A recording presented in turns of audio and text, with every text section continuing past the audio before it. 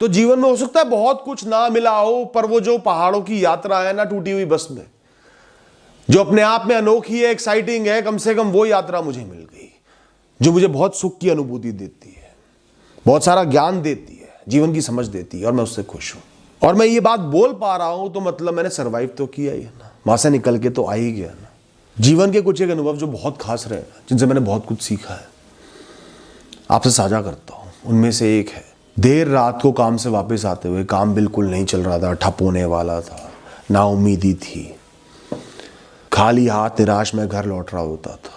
नाउम्मीद उस काम को लेकर, उस परिस्थिति को लेकर, जीवन को लेकर कभी भी नाउम्मीद नहीं हुआ मैं। यही खासियत है, हमेशा लगा है कुछ कर लूंगा।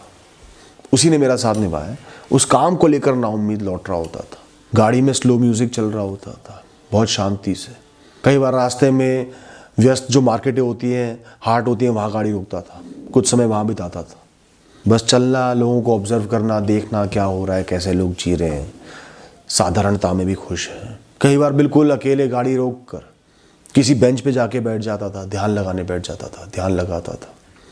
कोई बात नहीं, जो है सो है, मैं तो हूँ ही, जीवन तो चल ही रहा है। उम्मीद की छोटी सी भी किरण होती थी ना, कुछ थोड़ा सा भी अच्छा हुआ होता था, उसका जश्न मनाता था।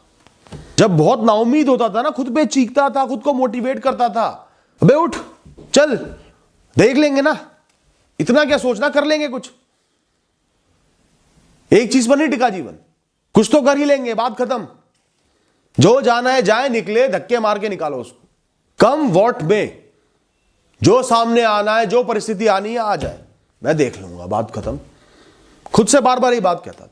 जीवन चलता रहेगा, हाथ पैर सलामत है, कुछ ना कुछ करता रहूंगा, इससे ज्यादा मैं क्यों सोचूं।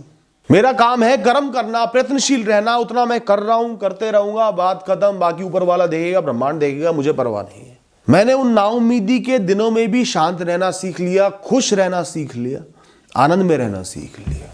जीवन के सबसे कीमती अनुभवों में से एक है, जो लोग कल तक आपका सम्मान कर रहे थे, अचानक से वो आपके खिलाफ हो गए, बदतमीज हो गए, अलग हो गए, दूर हो गए, पूछना बंद कर दिया, सिर्फ क्योंकि उनकी सहूलियत बंद हो गई। उस समय बहुत चोट पहुंचती है, आत्मविश्वास हिल जाता है, अवचेतन मन पर चोट पहुंचती है। क्या हुआ, इतने समय से सम्मान कर रहा था, एक क्षण में निकल लिया, एक क्षण में गलत शब्द बोल रहा है मेरे को। पर यही एक्सपीरियंस आपकी आंखें खोलता है सच्चाई की तरफ, इस दुनिया की लोगों की औकात बताता है। दोस्तों, अगर आपको घूमने का शौक है ना, तो टूरिस्ट डेस्टिनेशंस तो इस दुनिया में भरी पड़ी हैं, दुनिया में भी भरी पड़ी हैं, और वो खुद भी भरी पड़ी हैं लोगों से। मैं आपको सलाह दूंगा, मुझे भी घूमने का शौक है, आप पुराने प्राचीन मंदिरों में घूमो, जो शहरों से कटे हुए हैं, जहां भी ज्यादा लोग नहीं जाते, कहीं नदियों, जंगलों, पहाड़ों के बीच में, बहुत प्राचीन है, उनकी वाइब्रेशंस बहुत हाई होती है। वहां पे आप एक अलग सा नशा महसूस करोगे, थॉटलेसनेस महसूस करोगे, ख्यालों से मुक्त खुद को महसूस करोगे। जो भी जीवन में है, कोई परवाह नहीं रहेगी।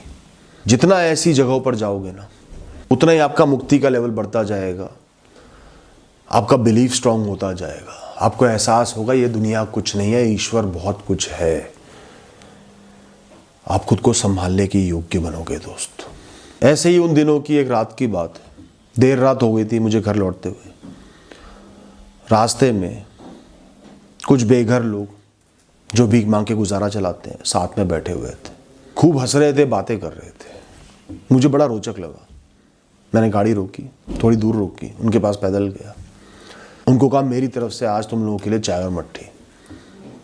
हाँ, ये तुम देख लो कि इस समय मिलेगी कहाँ से, पैसा मैं दूंगा। उनको सब पता होता है। वो खुश हो गए, सबके लिए चाय और मठरी ले आए। कुछ देर में वहां खड़ा रहा। मैंने कहा तुम आराम से बातें करो, सोचो मैं हूं ही नहीं। उनकी बातों में, उनकी आंखों में, उनकी सोच में कोई तनाव नहीं था। सर्दी का मौसम था, ना घर है रहने को, ना कोई उम्मीद है, ना कोई भविष्य है, ना कोई सहूलियत है, कल की रोटी का नहीं पता, तो भी उन्हें कोई परवाह नहीं थी।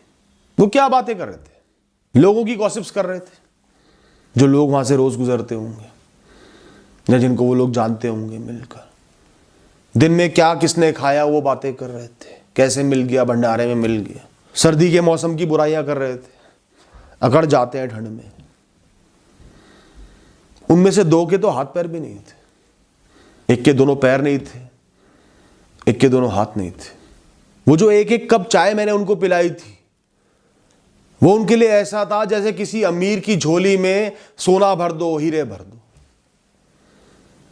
खैर अमीर तो उससे भी संतुष्ट नहीं होगा, पर वो बहुत संतुष्ट थे, बहुत खुश थे। उस समय मुझे चाय की कीमत पता चले। हम तो यूं चाय पी लेते हैं, मन करा पी ले। उस सर्द रात में एक गर्म कप चाय कितनी कीमती है, वो मुझे उन लोगों ने सिखाया। उनको देखकर मुझे एहसास हुआ कि जीवन साधारणता में भी कितना प्रसन्नमय हो सकता है, आनंदमय हो सकता है। कितना ही साधारण जीवन था उनका, क्या था, कुछ भी नहीं था, तो भी उसमें हंसी थी, खुशी थी, प्रसन्नता थी, चर्चे थे, मौज थी। मैंने उनसे ये नहीं सीखा कि कैसे जीना चाहिए, उन्हें नहीं आता। वो हर इंसान को सब कुछ नहीं आता, वो चीज सीखना उनसे बेकार था।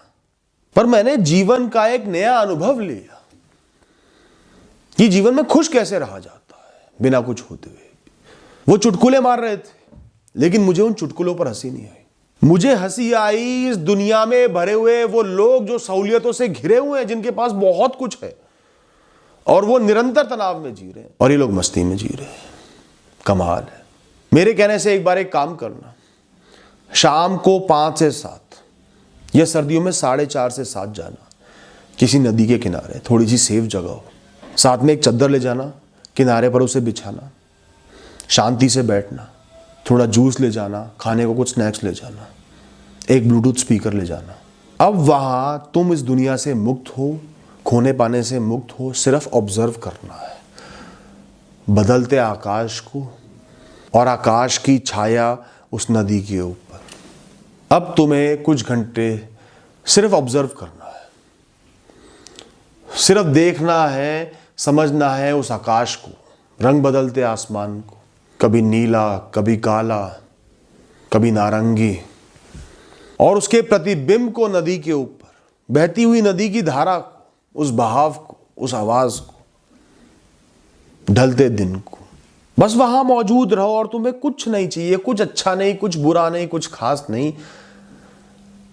बस तुम्हें उस दृश्य को अपने मन में भर लेना है, ध्यान मग्न होना है उस जगह के लिए।